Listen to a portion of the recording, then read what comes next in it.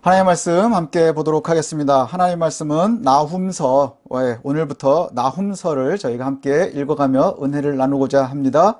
나훔서 1장 1절부터 8절까지의 말씀입니다. 나훔서 1장 1절부터 8절까지의 말씀 제가 받들어서 봉독하겠습니다. 니느웨에 대한 경고, 곧 엘고스 사람 나훔의 묵시의 글이라. 여호와는 질투하시며 보복하시는 하나님이시니라. 여호와는 보복하시며 진노하시되 자기를 거스르는 자에게 여호와는 보복하시며 자기를 대적하는 자에게 진노를 품으시며 여호와는 노하기를 더디하시며 권능이 크시며 벌받을 자를 결코 내버려 두지 아니하시느니라. 여호와의 길은 회오리 바람과 광풍에 있고 구름은 그의 발에 티끌이로다. 그는 바다를 꾸짖어 그것을 말리시며 모든 강을 말리시나니 바산과 갈멜이 쇠하며 레바논의 꽃이 시드는도다. 그로 말미암아 산들이 진동하며 작은 산들이 녹고 그 앞에서는 땅 곧 세계와 그 가운데에 있는 모든 것들이 솟아오르는도다. 누가 능히 그의 분노 앞에 서며 누가 능히 그의 진노를 감당하랴. 그의 진노가 불처럼 쏟아지니 그로 말미암아 바위들이 깨지는도다. 여호와는 선하시며 환난 날의 산성이시니라. 그는 자기에게 피할 자들을 아시느니라. 그가 범람하는 물로 그곳을 진멸하시고 자기 대적들을 흑암에서 쫓아내시리라. 아멘. 오늘 나훔서 우리가 함께 살펴보며 은혜를 나누고자 합니다. 나훔서 1장 1절부터 8절까지의 말씀을 우리가 함께 읽었습니다. 코로나로 인해서 힘든 시기를 보내고 계신 우리 성도님들에게 위로와 축복을 전하고 싶습니다. 오늘부터 나훔서를 함께 살펴보도록 그렇게 하겠습니다. 나훔서의 주제는요, 니느웨의 멸망입니다. 니느웨의 멸망. 니느웨는 주전 612년에 멸망했습니다. 나훔의 저작 시기를 그래서 우리가 살펴보면요, 보편적으로는 고대 이집트의 수도였었던 노아몬, 우리 아이들이 보고 있는 쉬운 성경에는 테베로 나와 있는데, 이 노아몬이 아수르에 함락된 시기가 주전 663년입니다. 그리고 아수르의 멸망인 612년 요 사이에 쓰여진 것으로 우리가 추측하고 알 수 있습니다. 그런데 일부 학자들은 3장 10절에 보면 노아몬이 함락된 기록은 있는데 실제 노아몬은 10년 뒤에 다시 회복이 되는데 그 재건에 대한 이야기가 없는 것으로 봐서 요 회복되기 이전, 그래서 주전 663년에서부터 654년의 기록 시기로 보기도 합니다. 그러니까 아수르가 멸망하기 전에 쓰여졌다고 하는 것이죠. 이 노아몬이 정복당하고 그 다음에 아수르가 멸망당하는 그 사이에 쓰여졌다는 것을 우리가 알 수 있습니다. 나훔은 소선지서로 구분이 됩니다. 요나, 미가, 나훔의 순서 배열로 이렇게 되어 있는데요. 우리가 성경을 보면서 한 가지 팁을 말씀을 드리면, 소선지서는요, 한 권 한 권의 책이기도 하지만 배열에도 의미가 있다는 것이죠. 크게 스토리가 있다고 하는 것입니다. 의미의 순서가 있다는 것이죠. 그래서 신학자들은 소선지서 전체를 하나로 묶어서 단락단락으로 이해하는 것도 좋은 방법이다. 그리고 그렇게 읽어라 권유하는, 권하는 학자들도 있습니다. 그러면 오늘 우리가 소선지서의 순서를 우리가 집중한다고 하면 나훔의 위치는 어떠냐? 그러면 요나, 미가, 나훔 이렇게 순서가 되어 있거든요. 요나서는 우리가 알고 있는 것처럼 이미 그 니느웨에 미리 갔었던 선지자이죠. 100년 전에 하나님께서 니느웨의 멸망을 갖다가 선포하도록 하셨을 때에 그때의 사람입니다.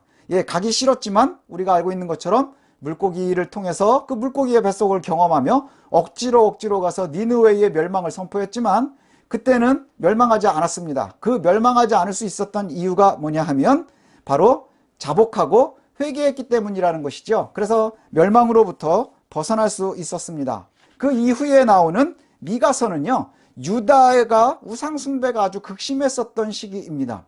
유다의 우상숭배가 아주 극심했었던 아하스 시대에 활동한 미가 선지자의 선포인데, 종교적 타락, 사회적 타락, 그리고 이것으로 이어지는 지도자와 권력자와 부자들이 불의한 사회를 만들고 불의를 저지르는 것, 이런 사회를 바라보면서 하나님께서는 유다 사회와 그 다음에 또 그 모든 곳에 대해서 심판에 대한 이야기를 말씀하십니다. 그러나 심판과 동시에 또 회복에 대한 이야기, 또 남은 자들에 대한 위로의 이야기, 이것이 빠지지가 않습니다. 선지서들의 특징이 뭐냐 하면 선포할 때 뭘 얘기하느냐? 심판을 이야기하면서 남은 자들의 회복에 대해서 말씀을 함께 한다는 것이죠. 근데 오늘 이제 나오는 나홈서는 요나 이후에 100년 뒤에 나오는 이야기입니다.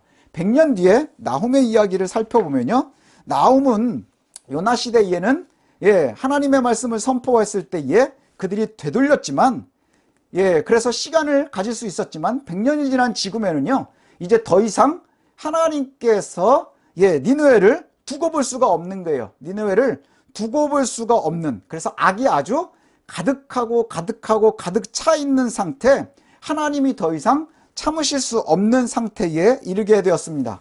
그래서 이 나홈서의 특징은 뭐냐면 회복이나 이런 약속은 하나도 없이요, 그냥 바로 뭘 얘기하느냐? 멸망을 선포합니다. 멸망, 곧 있을 멸망만을 선포한다고 하는 것이죠. 당시에 니느웨는요, 니느웨는 아수르의 수도입니다. 산헤립이 통치하고 있었던 시기에 아수르입니다. 당시에 아수르는 세계 최강의 제국이지요. 그리고 그 세계 최강이 얼마나 힘이 셌었느냐 하면 아까 초두에도 살펴봤었던 것처럼 고대 이집트의 수도까지도 정복했었던, 그렇게 힘있는 국가였습니다. 그 힘있는 국가가 애굽을 치러 갈 때에 그 길목에 있는 게 어디였느냐? 바로 유다 예루살렘이었습니다. 그래서 유다 예루살렘을 침공을 하고 괴롭히던 나라이기도 했지요. 근데 이렇게 큰 나라, 그리고 최강의 군사력을 가지고 있었던 나라, 그리고 굉장히 강력했었던 나라, 그 나라가 돌연 멸망을 합니다.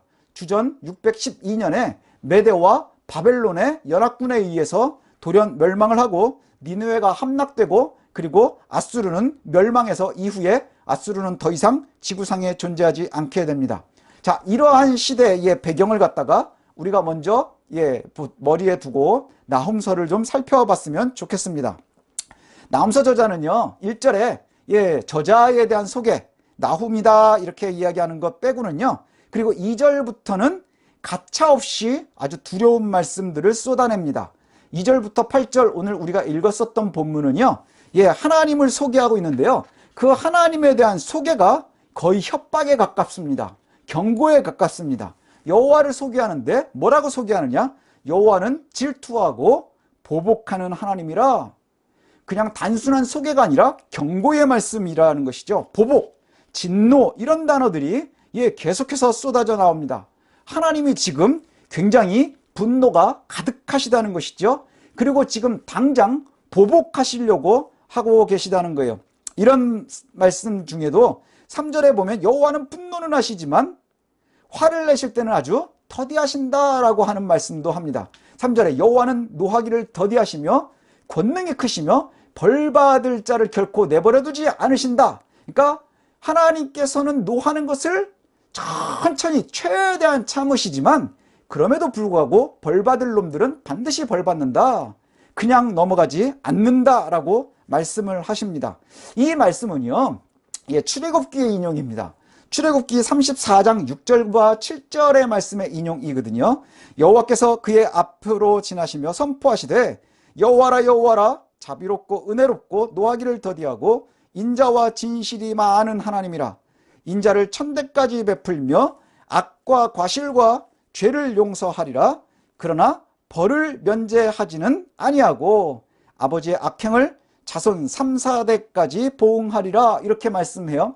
이 이야기는 언제 나온 거냐면요, 모세가 처음에 돌판을 가지고 내려갔을 때 이스라엘 사람들이 우상 숭배하는 것을 보고 그게 깨트리죠. 그리고는 하나님께서 다시 올라오라 그렇게 말씀하셔서 돌판을 깎아서 하나님께로 다시 올라갔을 때, 두 번째 올라갔을 때 하나님께서 하나님을 스스로 소개하시는 장면에 바로 이렇게 말씀해요.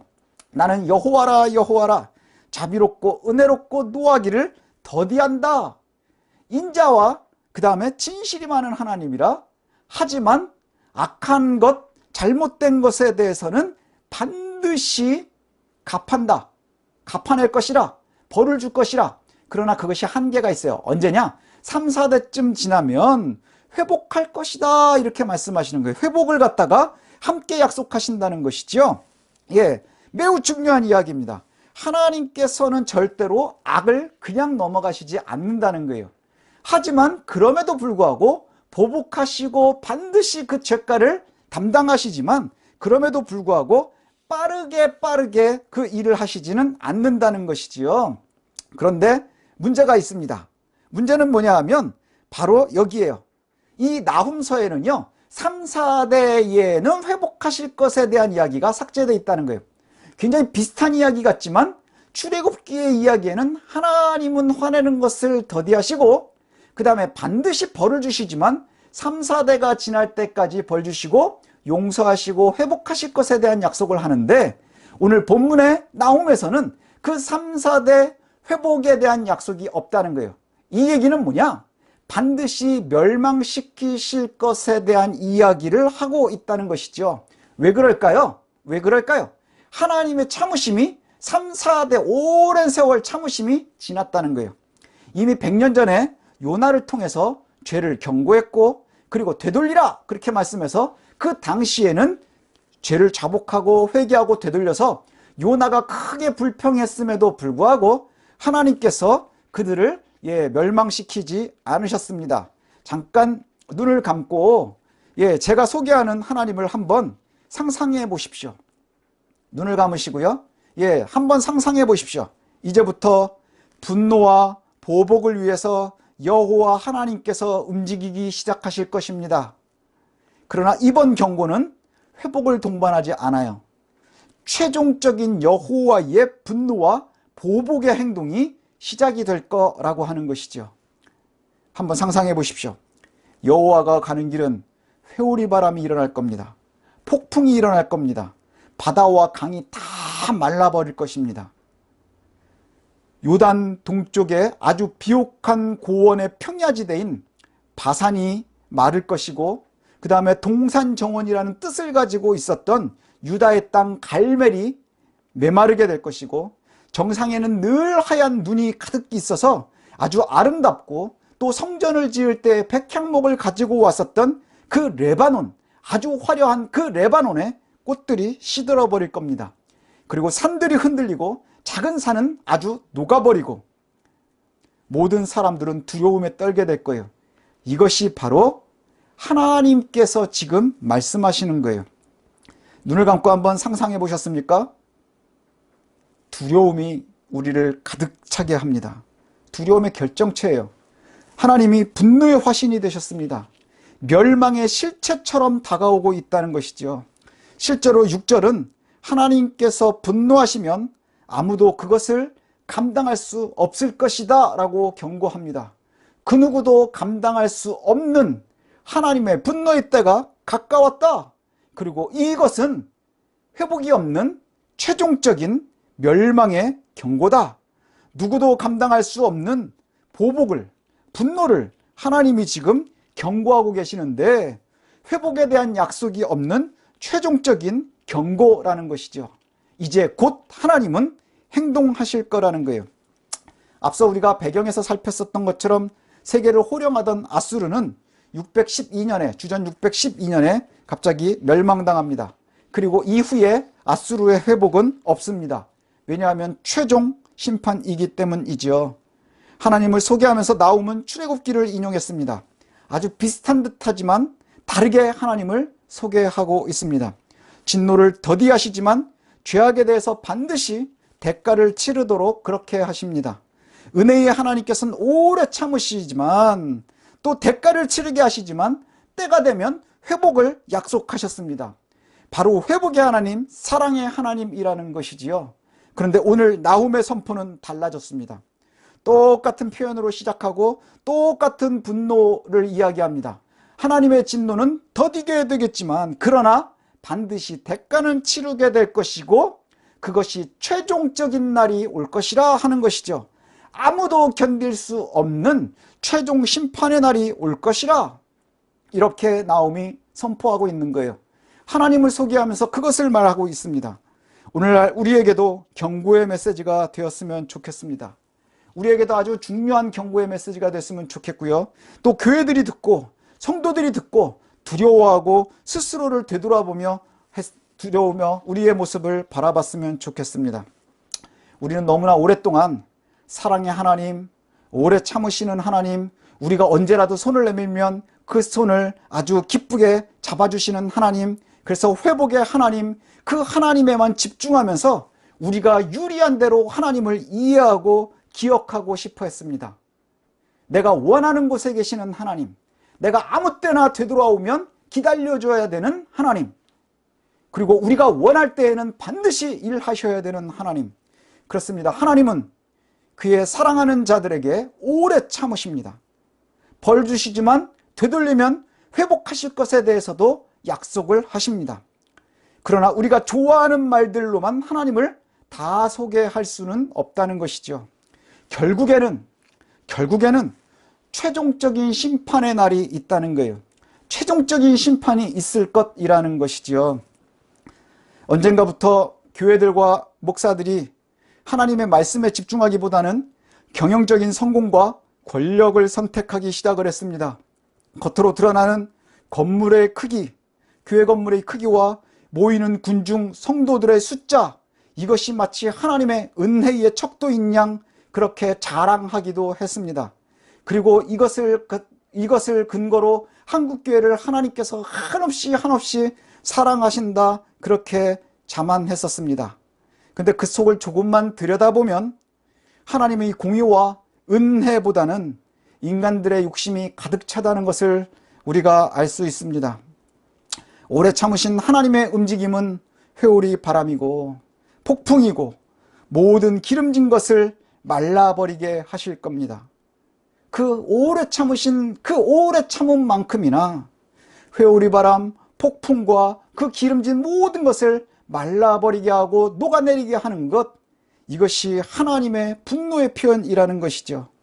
현재의 화려함이나 거대함이 은혜가 아닐 수도 있다는 것입니다.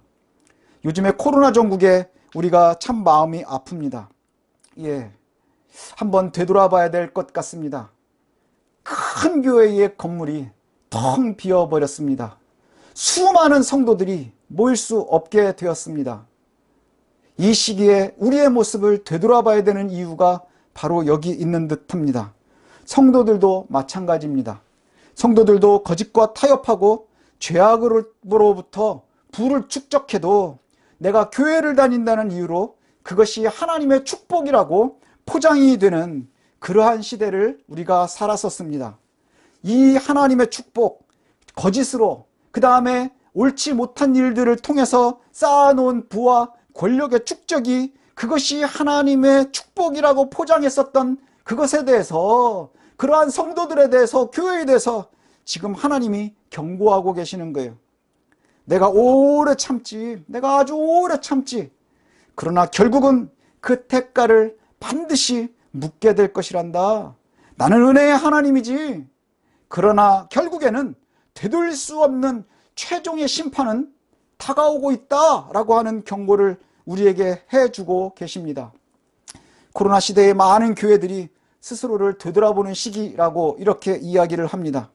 많은 목회자들은 양과 염소가 구분되는 시기다라고 얘기하며 두려워하기도 합니다.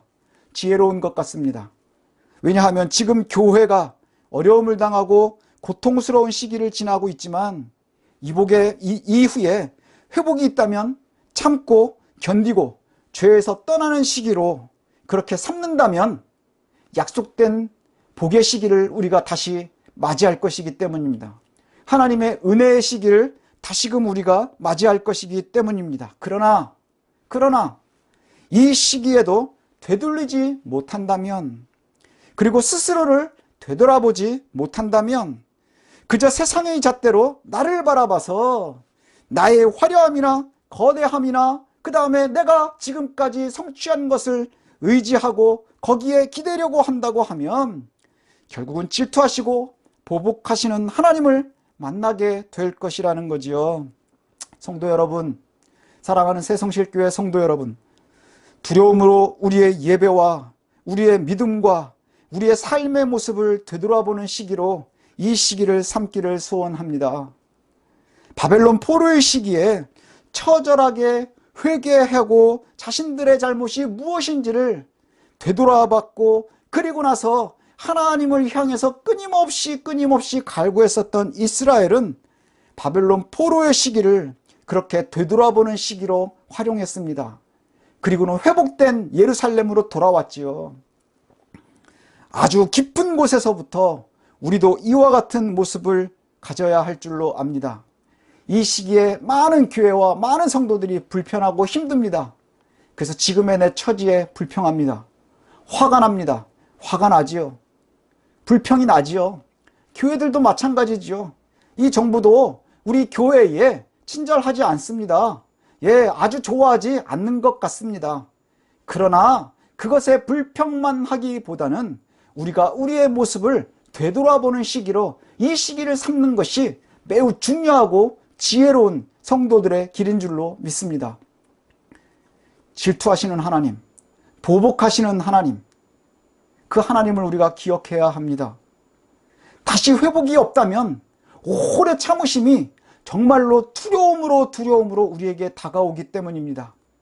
끝까지 참으시고 오래 참으시는 하나님, 그 하나님 앞에서 우리가 우리의 모습을 되돌아보며, 혹 우리가 옳지 못한 것, 잘못된 것을 의지하며 마치 이것이 나오는 결과물들 때문에 그 결과물들이 세상이 부러워하고 우리를 부러워한다고 해서 이 결과물이 마치 하나님으로부터 온 것인 양 악의 열매를 우리가 즐거워하고 기뻐하지는 않았었는지, 옳지 못한 것을 즐거워하며 누리면서도 하나님의 은혜라고 포장하고 있었지는 않았는지 되돌아보는 그러한 시기로 삼으시기를 소원합니다.